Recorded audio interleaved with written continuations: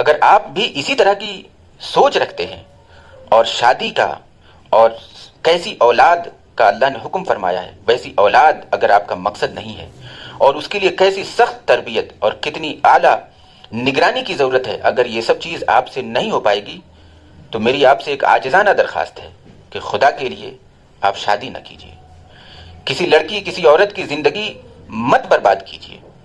آپ جائیے، روزے رکھیے، اپنے نفس کو قابو میں کیجیے، لیکن خدا کے لیے بھیڑ بکریوں کی طرح نان سینس بچے چھوڑ کر دنیا سے نہ جائیے۔ السلام علیکم ورحمۃ اللہ وبرکاتہ۔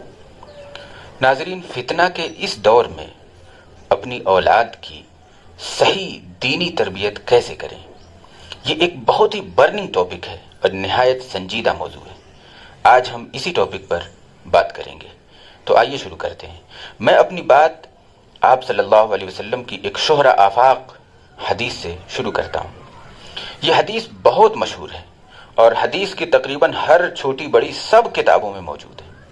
آپ صلی اللہ علیہ وسلم نے ارشاد فرمایا کہ ہر پیدا ہونے والا بچہ دین فطرت پر ہی پیدا ہوتا ہے، اسلام پر ہی پیدا ہوتا ہے، بعد میں اس کے ماں باپ اس کو یہودی بنا دیتے ہیں، عیسائی بنا دیتے ہیں، مشرک بنا دیتے ہیں، یا پھر وہ خود ہی ماحول کو دیکھ کر، سماج میں جو چل رہا ہے اس کو دیکھ کر، یا ماں باپ کی غلط تربیت کے نتیجے میں وہ گمراہ ہو جاتا ہے۔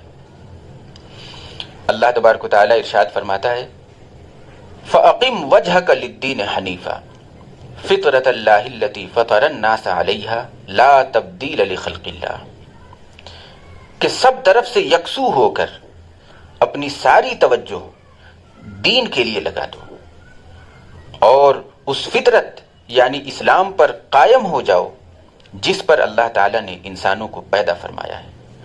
اس کی تخلیق میں کوئی تبدیلی نہیں کی جا سکتی ہے، اور یہی دین بالکل سچا اور سیدھا دین ہے، لیکن اکثر لوگ اس بنیادی حقیقت سے واقف نہیں ہیں، اس کا احساس نہیں کرتے۔ اب ذرا ہم اپنے گرد و پیش کا جائزہ لیتے ہیں۔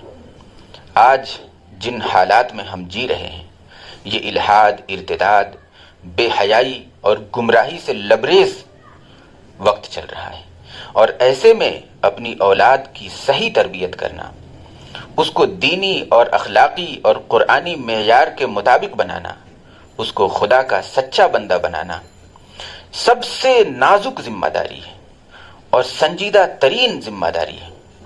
یہ وہ ذمہ داری ہے جو ماں باپ پر عائد ہوتی ہے، خدا کی طرف سے بھی اور رسول اللہ صلی اللہ علیہ وسلم کی طرف سے بھی۔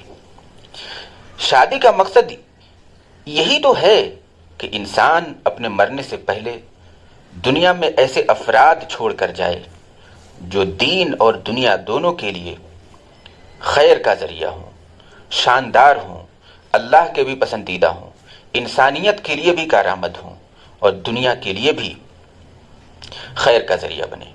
لیکن بدقسمتی سے آج ہمارے یہاں شادی کو ایسا پرپز لیس بنا دیا گیا ہے کہ شادی کا کوئی مقصد ہی نہیں رہا سوائے اپنی نفسانی خواہشات پورا کرنے کے، موج مستی کرنے کے، عیاشی کرنے کے، اور بے درے بنا سوچے سمجھے بھیڑ بکریوں کی طرح بچے پیدا کرنے کے۔ اس کے سوا اور کوئی مقصد نہیں رہا۔ میرے بھائیوں، اگر آپ بھی اسی طرح کی سوچ رکھتے ہیں اور شادی کا اور کیسی اولاد کا اللہ نے حکم فرمایا ہے ویسی اولاد اگر آپ کا مقصد نہیں ہے، اور اس کے لیے کیسی سخت تربیت اور کتنی اعلیٰ نگرانی کی ضرورت ہے، اگر یہ سب چیز آپ سے نہیں ہو پائے گی تو میری آپ سے ایک عاجزانہ درخواست ہے کہ خدا کے لیے آپ شادی نہ کیجیے، کسی لڑکی کسی عورت کی زندگی مت برباد کیجیے۔ آپ جائیے، روزے رکھیے، اپنے نفس کو قابو میں کیجیے، لیکن خدا کے لیے بھیڑ بکریوں کی طرح نان سینس بچے چھوڑ کر دنیا سے نہ جائیے۔ آج ہم لوگ انفارمیشن ایج میں جی رہے ہیں، یہ ٹیکنالوجی کا ایج ہے، اور آج حال یہ ہے کہ سوشل میڈیا کا ایسا غلغلہ ہے کہ دنیا بھر کی تمام خوبی یا خرابی، اچھائی یا برائی، ہر چیز ہوا میں شامل ہو کر پوری دنیا میں نہایت تیزی سے گردش میں ہے۔ آپ دنیا کے کسی بھی خطے میں رہیں اور کسی بھی کونے خدرے میں جا چھپیں، آپ اس ہوا سے نہیں بچ سکیں گے۔ آج سب کچھ انٹرنیٹ پہ موجود ہے، ہر کسی کو اپنے خیالات پیش کرنے اور اس کو ظاہر کرنے کی اجازت ہے، ہر کوئی سوالات پوچھ سکتا ہے، آپ کسی کو منع نہیں کر سکتے۔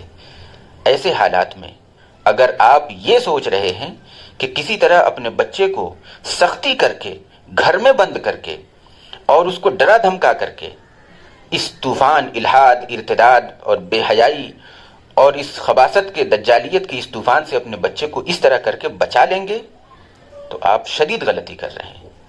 میں آپ سے عرض کروں گا کہ اگر آپ ایسا کرنے میں کامیاب ہو جاتے ہیں تو اس کا ایک ہی نتیجہ نکلے گا کہ آپ اپنے بچوں کو انسان نہیں بنا رہے ہیں، ان کو عقل و شعور کا حامل نہیں بنا رہے ہیں، ان کو ذہین اور لیڈر نہیں پروڈیوس کر رہے ہیں، آپ تو دراصل بھیڑ بکریوں کے ریوڑ میں اضافہ کر رہے ہیں۔ ایسی تربیت سے جو بچے پیدا ہوتے ہیں وہ آپ آئے دن دیکھ لیجئے، چاروں طرف اپنے سماج میں نظر دوڑائیے، 40 سال 50 سال کی عمر کو پہنچ کر بھی اپنی سوچ، انٹیلیجنس اور آئی کیو کے اعتبار سے نہایت بچے اور پدے لوگ پیدا ہوتے ہیں۔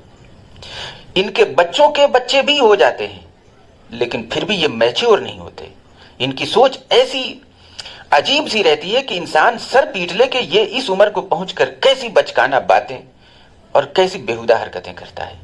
یہ اسی بری تربیت کا نتیجہ ہے۔ لوگوں نے یہ سمجھا کہ ہم گھر میں دروازہ بند کر کے رکھ دیں گے تو یہ بچ جائے گا باہر کے طوفان سے، باہر کے طوفان سے بچا کر کے اس کو آپ نے ایک ڈھانچہ بنا دیا، ایک لوتھڑا بنا دیا، انسان تو وہ نہیں بن سکا۔ اور اگر آپ کو ایسا لگتا ہے کہ جو کچھ دنیا میں ہو رہا ہے ہم ایسا کر کے اپنے بچے کو ایکسپوز ہونے سے بچا رہے ہیں اور گھر کے اندر ہم اس کی دینی تربیت کر کے اس کو اس طرح سے، اس ایسپیکٹ سے ہم اس کو اچھا بنا سکتے ہیں، میں پھر آپ سے عرض کروں گا کہ اگر آپ ایسا سوچ رہے ہیں تو آپ کو حقیقت کا بالکل بھی اندازہ نہیں ہے۔ آپ سوشل میڈیا سے، بے حیائی سے، بازار سے اور جو کچھ دنیا میں آج کل چل رہا ہے اس سے کتنے دنوں تک ایکسپوز ہونے سے اپنے بچے کو بچا سکیں گے؟ وہ جب کبھی باہر نکلے گا ایکسپوز ہو جائے گا، اسکول جائے گا ایکسپوز ہو جائے گا، بازار جائے گا، کالج جائے گا، تعلیم کے لیے جائے گا، دوستوں کی محفلوں میں بیٹھے گا، ایکسپوز ہو جائے گا۔ موبائل اگر کچھ نہ ملا تو موبائل سے تو ہر جگہ ہر چیز کا ایکسپوزر ہے۔ تو آپ اس غلط فہمی سے نکلیے۔ تو پھر سوال یہ ہے کہ ہم کریں کیا اور اپنے بچوں کو پکا سچا مسلم اور پختہ عقیدہ دینے کے لیے اور نہایت مستحکم ایمان عطا کرنے کے لیے اور اس کو دنیا اور آخرت میں نہایت کامیاب انسان بنانے کے لیے، خدا کا سچا بندہ بنانے کے لیے پھر ہم کیا کریں؟ آج کے دور میں ہم اپنے بچوں کی تربیت کیسے کریں؟ تو اس کا حل صرف ایک ہے میرے بھائیوں، بہت ہی غور سے اور دھیان سے سن لیجئے، اور وہ یہ ہے کہ آپ اپنے بچوں کو یہ جواب سکھا دیں، یہ اصول بتا دیں کہ وہ مسلمان اگر ہیں تو کیوں ہیں، اسلام اگر حق ہے تو کیوں ہے، قرآن اللہ کا کلام ہے تو کیوں ہے۔ اگر اس کیوں کا جواب آپ نے اپنے بچوں کے ذہن میں اتار دیا اور اس کو سمجھا دیا کہ ہم مسلمان کیوں ہیں، تو یاد رکھیے دنیا کے کسی بھی طوفان سے اور کسی بھی وبا سے اور کسی بھی مشکل میں اس کے پھنسنے کا کوئی چانس نہیں ہے، کیونکہ وہ اپنی عقل سے اس بات کو سمجھ چکا ہے کہ کیا حق ہے اور کیا باطل ہے۔ لیکن جب تک آپ اس کیوں کو نہیں سمجھائیں گے آپ اپنے بچے کو محفوظ نہیں کر پائیں گے، کبھی نہیں کر پائیں گے۔ مثال کے طور پر میں غور کرنے کے لیے یہ کہہ رہا ہوں کہ میں کیوں کا جواب سکھانے کے لیے کیوں بول رہا ہوں۔ اگر آپ اپنے بچے کو بتاتے ہیں کہ بیٹا تم مسلم ہو، مسلمان ہو، اور مسلمان ایسا نہیں سوچتے، یہ مسلمان کے خلاف ہے، تو وہ پوچھے گا کہ ہم مسلمان کیوں ہیں، ہم مسلمان ہی کیوں ہیں؟ آپ کیا جواب دیں گے؟ تمہارے ابو امی مسلمان ہیں، سارا خاندان مسلمان ہے، ہم اس لیے مسلمان ہیں، یا اسلام حق ہے اس لیے ہم مسلمان ہیں؟ سوال پھر وہی ہوگا، ہم مسلمان کیوں ہیں؟ دنیا میں اور بھی بہت سارے مذاہب ہیں، ہم وہ کیوں نہیں ہو سکتے؟ اور اسلام ہی اگر حق ہے تو ایسا کیا ہے اسلام میں کہ وہی حق ہے، وہی سچ ہے، اور باقی سارے سچ نہیں ہیں۔ تو آپ کو یہ سمجھانا ہوگا۔ اب آپ کہتے ہیں کہ قرآن اللہ کی کتاب ہے، کیسے یقین کر لوں کہ قرآن اللہ کی کتاب ہے؟ میں کیسے سمجھوں کہ اللہ کی کتاب ہے؟ کیسے مان لوں؟ یہ کیوں اللہ کی کتاب ہے اور یہ کیوں انسانوں کا کلام نہیں ہے؟ یہ کیوں محمد کا کلام نہیں ہے اور کیوں اس جیسا کلام انسانوں کے بس کا نہیں ہے؟ یہ صرف اور صرف خدا کا کلام ہے، کیوں ایسا؟